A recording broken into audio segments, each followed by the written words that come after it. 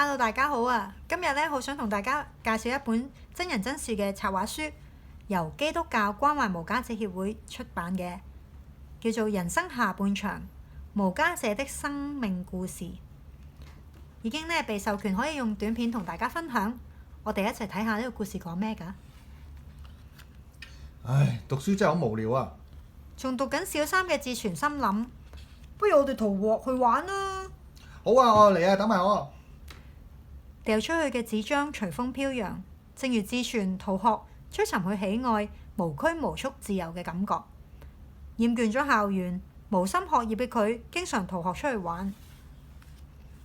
喺屋企人極度勸導嘅情況之下，志全逃學嘅情況仍然好嚴重，決定俾佢出嚟做嘢啦。志全第一份嘅工作喺半島酒店做門童，接過酒店經理遞俾佢嘅制服。13歲嘅志全喺嗰刻開始慢慢接觸呢個廣闊嘅世界。慢慢志全長大啦，佢從一位唔起眼嘅門童，逐漸成為侍應、調酒師，後來仲成為管理大小事務嘅酒店經理，收入仲唔錯啊！好早出嚟做嘢嘅志全，染上咗賭錢同埋飲酒嘅壞習慣。工作之餘，偶爾都會賭下錢，例如打麻雀。隨住年齡嘅增長，志全組織咗家庭。阿女，試下你阿媽做嘅餸好唔好食？妻子賢惠，女兒可愛，一家人圍起一齊食飯嘅日常，好溫馨美滿啊！但係結咗婚嘅志全，仍然都會賭錢飲酒，去馬場賭馬啦，去麻雀館打牌，去遊戲機中心玩賭錢嘅遊戲，同朋友飲酒，呢啲都係志全經常會做嘅嘢。但係呢啲嘅行為，為志全日後悲慘嘅生活埋下種子。志全繼續賭錢，輸咗好多，每個月嘅收入對於負債累累嘅佢，遠遠都唔夠用啊！唉，財務公司又催我還錢啊，但係屋企人已經唔會再借錢俾我，不如喺公司度攞一啲啊！等我攞錢之後咧，還咗債之後再去賭一鋪，只要我贏咗錢就可以填翻呢筆公數，就咁話啦。喺內心掙扎咗一段時間，志全親自喺公司偷走咗一筆錢啊！你幾時還錢啊？媽咪好驚啊！點解佢哋咁惡嘅？點解我哋要還錢啊？志全太太面對住呢種情景，感到手足無措，好驚啊！不過志全唔單止冇反省自己嘅行為，反而繼續沉迷賭博同飲酒。家人覺得志全無藥可救，紛紛都離棄佢。太太好失望，決定同佢離婚。而志全唔想連累太太同個女，決定離開屬於佢嘅家。我又冇嘢做，又冇咗佢屋企，我應該去邊度好呢？我唔想俾所有人見到我咁樣，我要去一個冇人認識我嘅地方。帶住睡袋毛氈，志全選擇去咗當時新開發嘅屯門區露宿，展開咗10年街頭嘅生活。喺嗰度嘅附近嘅體育館沖涼啦，攞人哋食剩嘅嘢，坐喺街邊食飯盒，夜晚喺公園瞓覺，呢啲都係志全離開咗屋企露宿嘅生活。志全喺街上邊都需要一啲錢去過活，因為俾人知道工作嘅時候曾經偷過錢，志全喺飲食界已經聲名狼藉，好難再從事飲食嘅行業。佢只可以做一啲簡單出賣勞動嘅工作，打一啲散工，例如係做鋁窗啦、維修冷氣機、安裝帆布、上油漆，甚至係搬貨做苦力。只要賺到錢，志全都肯去做㗎。但係咁辛苦賺嚟嘅錢，就係用晒響飲酒同埋賭錢上邊。生命已經好辛苦啦，生活好艱難啊！賭錢嘅習慣就好似一隻無形嘅手控制住佢，越賭越窮，越窮越賭，成為志全當時嘅常態。但係志全繼續選擇以飲酒同埋賭博嚟逃避現實。無家者協會露宿者外展服務嘅傳道人喺街道認識咗志全，但係志全總係逃避，懷疑點解有人無條件咁關心佢。每次知道有人嚟探訪，佢都會匿埋。有一日喺公園嘅志全又遇到個傳道人啊！呢個人又嚟啦，點解我一轉咗個地方佢都仲揾到我嘅？點解佢仲唔放棄嘅？傳道人一如既往咁關心佢，勸勉佢，仲鼓勵志全去恩慈之家戒賭戒酒。之前拒絕咗佢咁多次，今次不如試下啦，反正我都冇得衰得過而家噶啦。志全考慮之後，終於去到恩慈之家。戒賭戒酒嘅生活並非志全諗得咁簡單啊！為咗鍛鍊學員嘅毅力，佢哋要6點起身，為農田淋水，完成工作，返去食早餐，之後就做唔同嘅家務，繼續農莊嘅工作。工作完咗之後，就要參加崇拜、讀聖經同埋禱告。呢啲工作繁重又辛勞，志全每日耕田，汗流浹背，好辛苦啊！但係佢繼續堅持住，完成咗戒賭戒酒嘅日子。親朋戚友為志全能夠重新開始生活感到好高興啊！見到志全嘅堅持同改變，佢哋覺得好欣慰啊！我一定唔會重蹈覆轍㗎。志全下定決心。呢刻嘅志全，彷彿好似一隻經歷咗苦難，終於破繭而出嘅蝴蝶啊！渴望住新生命嘅念頭好強烈啊！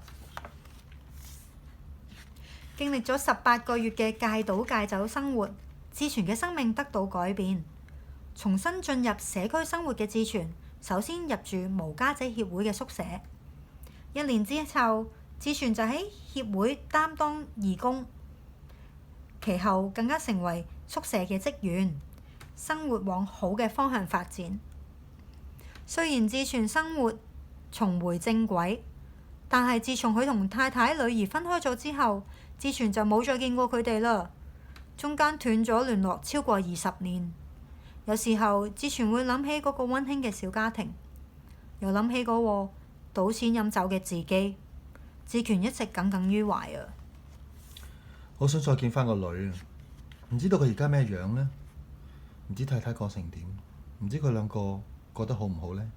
志全好掛住失散咗20幾年嘅女，好多年心裏面都責罵自己，錯過咗女兒寶貴成長嘅階段，好驚女兒學壞。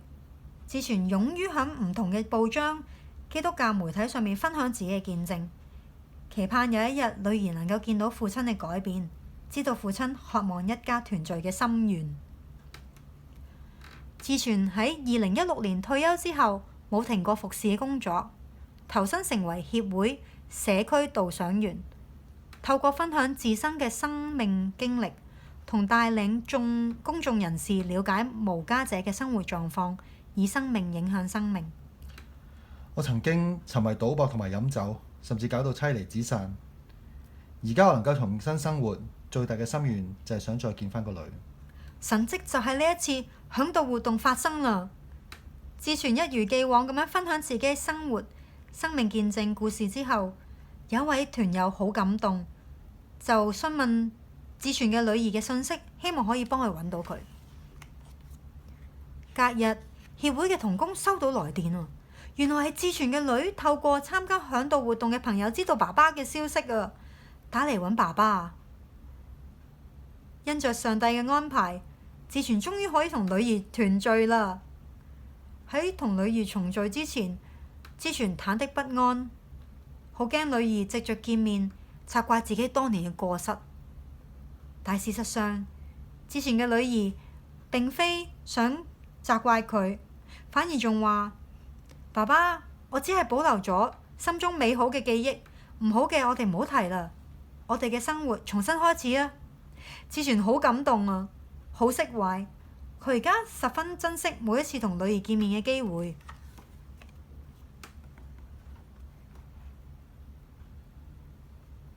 呢一封係志全女兒親自訪談同埋協助記錄嘅一封信。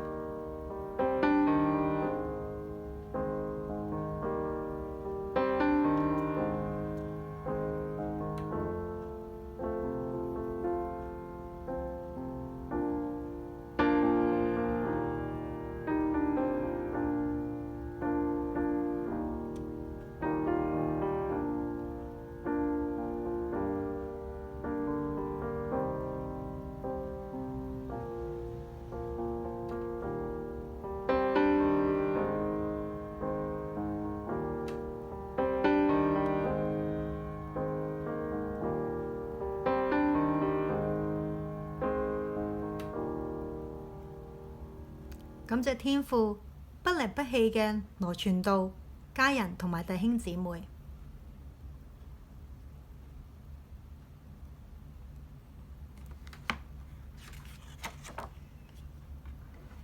大家對於沉溺有咩感覺啊？大家有冇沉溺嘅習慣呢？沉溺對你有咩影響啊？試諗下，如果志全喺露宿嘅時候冇人關心佢，佢又會變成點呢？假如你見到有需要嘅人，你又可以做啲咩呢？志全能夠同家人同女兒嘅關係復和，被原諒、被寬恕係關鍵嘅原因。你可唔可以分享一個原諒別人嘅經歷呢？好多謝大家同我哋一齊完成咗呢個故事。我想簡略介紹下基督教關懷無家者協會，佢嘅使命係受託於上帝去服侍一班無家者，藉着信仰同埋服務嘅結合，為佢哋提供全人關顧嘅服務，回應佢哋嘅身心靈同埋社交嘅需要，藉着福音嘅大能，讓佢哋活出整全嘅生命。大家可以用唔同嘅方法去支持佢哋。佢哋嘅 Facebook 喺 ccha.hk，ccha.hk。大家可以喺佢哋嘅 Facebook 睇到佢哋最近嘅活動啦，又或者支持佢哋嘅方式。多謝大家同我哋一齊去閱讀咗呢個嘅咁有意義嘅故事。希望大家可以同身邊嘅人分享呢一個無家者真人真事嘅故事。多謝大家，拜拜。